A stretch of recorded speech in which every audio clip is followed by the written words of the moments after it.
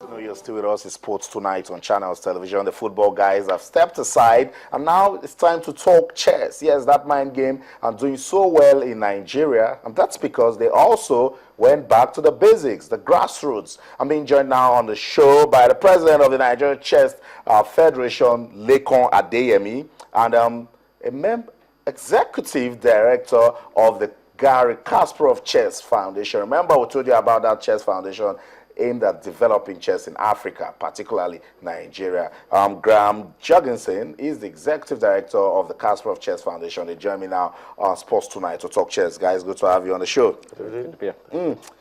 So we should be nice. So we'll just start with Graham.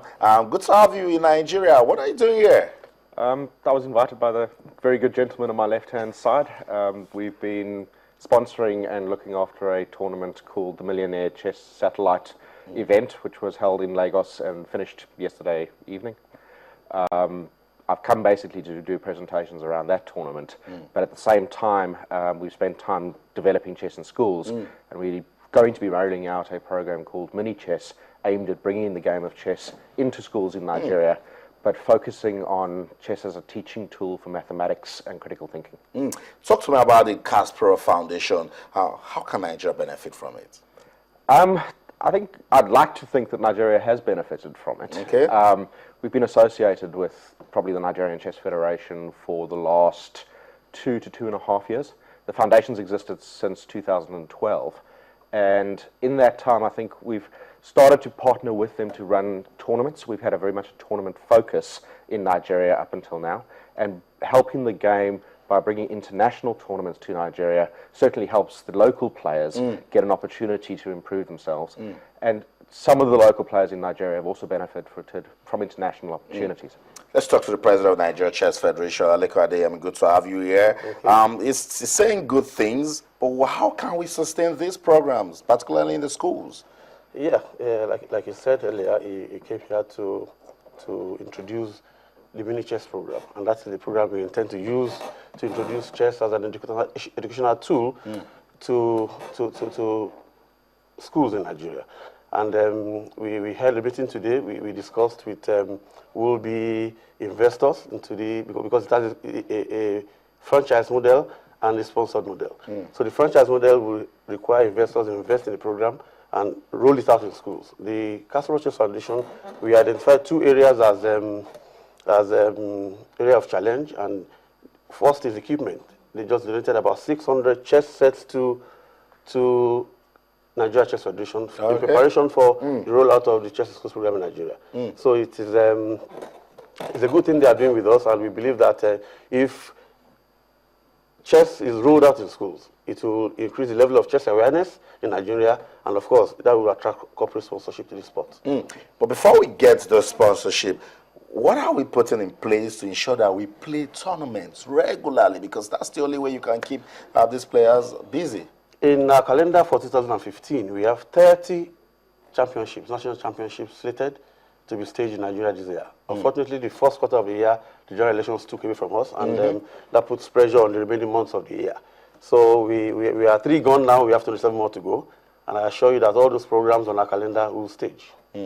Graham, talk to me about chess development in Nigeria. With what you've seen, where are the places we need to, patch up to get better?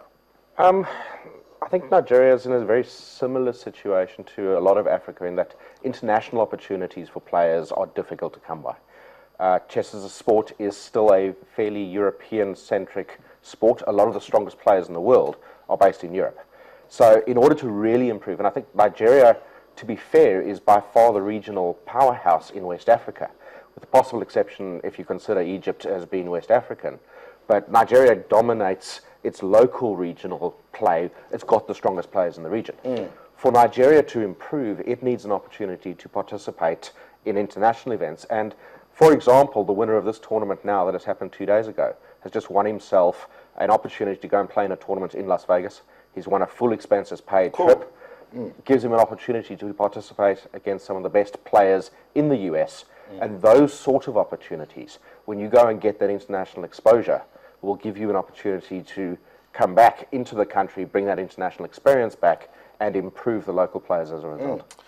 President, doesn't it bother you that we still don't have a grandmaster? Yeah, we have a structure, a plan in place to produce grandmaster in the next few years. Yeah, before now we have our players are there's what they call FIDE rating in chess, and that shows the relative strength of every chess player. We don't have our players up to 2300 before now, but now we have players above about 2-3 players above 2300 FIDE rating. And then that is a good measure of development in Nigerian chess. You have to get to 2500 to be a grandmaster. Okay. And you can also earn a grandmaster title by winning some championships in Africa, like international Africa individual championships. If you win that tournament, automatically you become a grandmaster.